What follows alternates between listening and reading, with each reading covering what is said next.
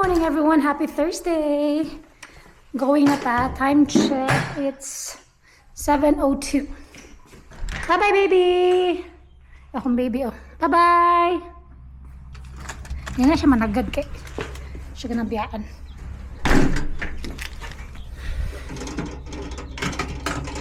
Yay, Thursday na. Ito na gyud mahuman ng simana. And hapit na naman ng school year. So excited. Siguro sa ubang district naman na ilahang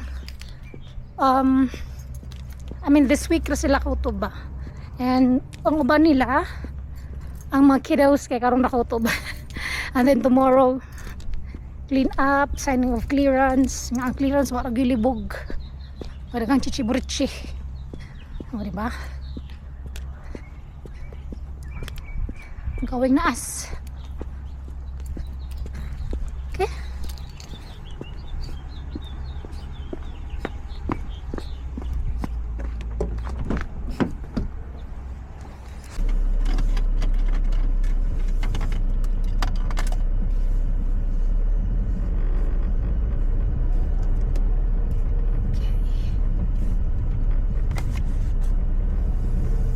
So tara, atong special guest kinagpaabot na.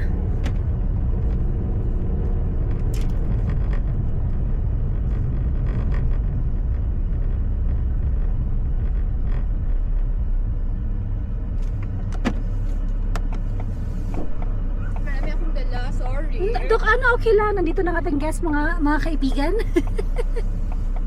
Napot atong guest. Mga graded papers I need to return. Say hi, Doc Anna. Hello, good morning. Happy Thursday. Yes. Konting kembot na lang. What? How many more days?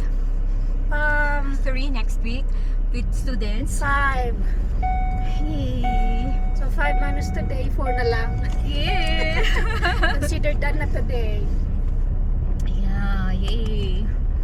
Kasi si Buntit may schedule ngayon. 4. Ayan. Right? May ultrasound siya. Diyan lang ba sa- Nakalimutan ko. Yan lang ba sa taas or... Ay, June pa pala yung ABQ niya, no? Parang sa taas. Ilang mo pa yung nabuntit. Ayan. Kaya natin pag may time. At least this is her last leave day. Oh, last na. Last na. Medyo malamig pa rin, no? Malamig. Kasi mo. Oo, chilly pag morning. Paghapon mga init. Unless windy. Pag windy, yun. Kaya sa umaga medyo, sabi ko tagal may heater, pero pero medyo chilly. Medyo malamig pa rin sa umaga. Sa room ko, nagdadala ko ng coat kasi sa room ko, Nauna yung malamig. aircon. 68. Naunang yung aircon. Hindi ko man ma-adjust yung AC ko. Ayoko rin ipa-off kasi Yung mga students. yung mga students pag halimbawa after lunch, yung mga fifth period ko or galing PE, nagreklamo na mainit. Eh ko sige na, dala na ako ng coat. Sa akin, Mga wala. bata mo. Hindi pa on. Hindi pa. Kaya when they come in, why is it so warm in here? Because don't worry, next week I'll turn it on. Pero wala pa rin. Kasi ayaw mo. Wala. Tapos pinupuksan ko lang yung door para maano yung cold Lamig. from outside. Ako hindi ko na yun kasi nakakarindi yung mga bata pa. Ay, she's so hot. I wish for ride. Yeah. Ayun yung mga, why is it so warm in here? Eh gusto natin yun. I know. Pumapasok ako kay Ma'am Juliet kasi warm doon sa Warm room niya daw. kasi pinapatay na niya kasi dati nga ang lamig-lamig ng room niya. Even nga si Miss Claus mo nagre-reklamo. Yung kay Mrs. A, Gentilini, doon ako nagpo-proctor. Grabe, ano dun? Elsa. Frozen talaga. Ano pa lang, nung state test pa lang, na, ano ba yung state test naman? April. March? April ba? April. On na. Masakit. Oo, April, tama.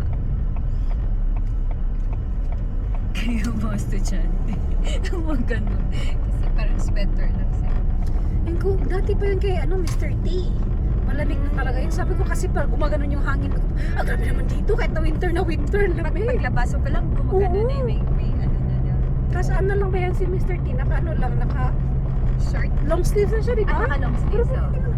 Sana all. Ako nangingisay na sa lamig. Oh, walang jacket? Sana all ng mga FIFO.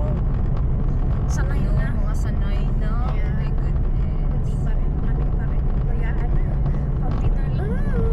Sino ba yung tinanong, oh, is it cold outside? No, it's just chilly. Gumanon lang talaga. Ay, chili nila sa ating malamig. Chilly, cold na sa atin. Kailan ba yung ano yung dukanan? Last assessment niyo? Wala kami Ay! yung in-grade. Ay, sama tama. Oo, kasi may 6 state na test pala. tayo. Oo, sila yata. Meron pa? Sila next, meron pa sila interim. Kailan isa-submit yung yung list of materials? By department, di ba, no? Iko-compile. By content. By content. Ano ba yung ni-request? Ako, medyo marami-rami. 20 plus yung na-request ko. Marami yung na-request ko. So, marami-rami yun. Hinihintay ko na lang kay Mr. Buwanay para interview ko kay para for requisition. Oo. Kasi ang team lead ang mag-ano eh. Mag-compile. Oo, sa requisition. I-target ko today. So, i-ask ko si Mr. Buwanay kung tapos na ba siya. Kung hindi, pwede naman bukas. Basta target ko this week. This week. I-remind ko siya ulit mamaya kasi nag-meeting kami kapag sabi niya tatapusin niya daw kagabi. Ewan ko natapos eh bago ka tayo Hindi eh. kami ni-remind ni Miss Julian kasi wala siya next year eh. Si Ma'am Pero magre-request pa rin naman si Ma'am Juliet. dapat I-deliver lang sa doon? Oo. Or sa Even Bianca, sabi ko go lang. Sabi niya, ano ba? Oo. Pag dumating na ipa-deliver na ito I-transfer sa ko, Shirin diba? sana. Sabi ko sa kanya. So nag-request si Bianca. Bilis nga nag-request kasi sabi niya, masim-sim lang naman. Pero last year marami kami ni-request na board. Pero gusto ko nga mag-request ng board ulit. Anong board yun? Yung whiteboard ba? Okay. Sana hindi ako late ng room. Ayoko mag-ipak ng room. Kasi yung mga boards na ni-request ko last year yun eh. Or board work. Punta akong, mamaya, Walmart. Baka may bibiliin ka. Magpapa-change oil ako eh. Okay. Schedule na na. Oh, kasi mahaba yung line ko pag ka lang. Oo, schedule talaga. And schedule sa hapon no, 4:30. So pagkalabas Diretso diretso. ka na doon. Oo. Yun lang ang available. Ang late Kasi may naman. class pa ako. Ay, true. High school. So hindi ako cannot be borrow one. Yun lang ang schedule eh. Kasi di ba, mahaba yung linya na katry ko. Sheila na. Hindi ka nag-schedule. Hindi, nag-walk-in lang siya. Morning lang siya, maaga lang siya pumunta pero mahaba pa rin. Kaya nagpapaschedule ako eh. Kasi pwede namang walk-in. Doon sa Walmart mismo. Pag pag walk-in ka, kailangan mo agahan. Sa hapon mahirap ka mag-walk-in. Ay, Sa morning. kasi yung mga hindi na accommodate ng morning, di ba napupunta sa afternoon? Kailangan ko na. Ayoko rin umalis na weekend. Gusto dito lang. Ay, hindi pala. Aalis pala ako. Malaki pala yung Costco. mileage. Kaya Costco, pala. oo. Ipaano ko to? Ipa-oil change. Kukunin mo na yung kamang Jordan. Malaki pala yung mileage niya. 175,000. 175? Oo. Magkano 176. benta niya? 3. So, Di ba pwede 2.5? pina-check ni, di ba may Kelly 2,000? book? May Oo. Kelly book of cars. Oo. Chinek ni Coach. Sabi niya mag-usap lang kami daw mamaya. Kasi hindi ko pa na Bili ka ba yung close. V-number? Ay, hindi. Yung model lang. At saka yung year. Kasi pwede mo i-check yung V-number. V-number naman yung sandun yung mga Malaman yung history, may mga history. ano ba, may mga... Kasi hindi pala siya yung first owner. Nabili niya lang by 5,000. Baka may aksidente or something, reports, ganito nung sabi ni Mr. Van, hingi mo yung V-number, check natin. May history ba? Pero good deal na nakuha ko.